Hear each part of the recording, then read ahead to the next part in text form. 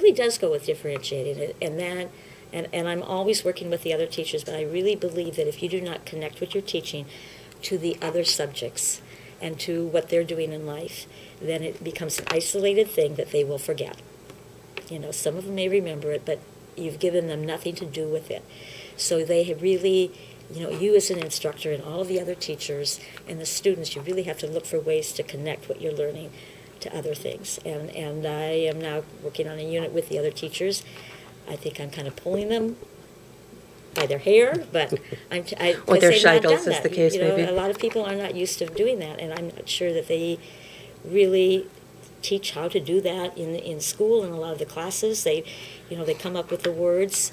This is differentiating, and that's what we're going to do, and that's what we're learning, and that's how you have to do it. But if you have to really know what part of that works for you and that group of students at that time, and how can I then take the Bloom's taxonomy, the questions, and work that into when I make that plan, when I finally come up with what I want, or all of the levels of learning, the 7 different styles of learning, which of those apply to the students, and how should I be changing what I'm doing to accommodate each of them. And maybe I can accommodate this group for that lesson, but then I can have that other group with this lesson, or sometimes I can give them choices and I know which ones they'll pick, or I can encourage them to do something that's out of their comfort zone. So you really have to try to pick out of all of these wonderful, different educational pieces of information what's going to work for you and for that classroom. There again, teachers have different personalities themselves and different ways of teaching. And a teacher should be willing to kind of go outside her comfort zone as well. You have to be willing to try new things. Mm-hmm. And you'll find in all of them there's something that will work. It's something that will work for you. And maybe this year some of it works better than next year, or last year. It will always depend upon the group of children. Someone asked me the other day when I was saying, but I have to get home and work on the lesson plans, but can't you just use what you've used before? And I said, well, I actually do have them, but I've never used them before. I said, if I did, it wouldn't take me that many hours to just get through 2 groups, all those hours on just that with only a break for a quick, meal with my husband. And that's, that's because the kids are different all the time. And I grow and I change and they do. And so you have to keep all of these things in your mind and realize, so this will work this time, but not for another thing. So there is no one answer, I found. But like I said, there's some things that I know work much better than others. One of the things that that I was always struck by was that so many times at Hillel, particularly in the later days when it was so small and classes were combined, that it almost functioned as a one-room schoolhouse. Yeah. And so that really amped up the different ability levels in the classroom. And how did that affect, or did it only enhance what you were already? You know what? It affected what you did, absolutely. The way you designed your plans, because you had to think for a lot more different I'm thinking for abilities. 6th graders through 4th graders. Exactly.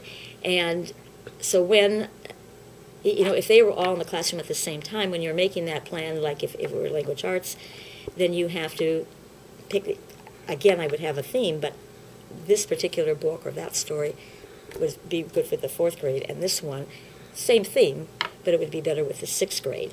And then you can still have general questions that fit in with your theme, but then different vocabulary maybe, so again, to be really effective takes a whole lot more planning. And the fewer the numbers of students takes much more planning because you have so much more one-on-one time with them, and you have to know, you don't want to waste that time. I mean, I don't.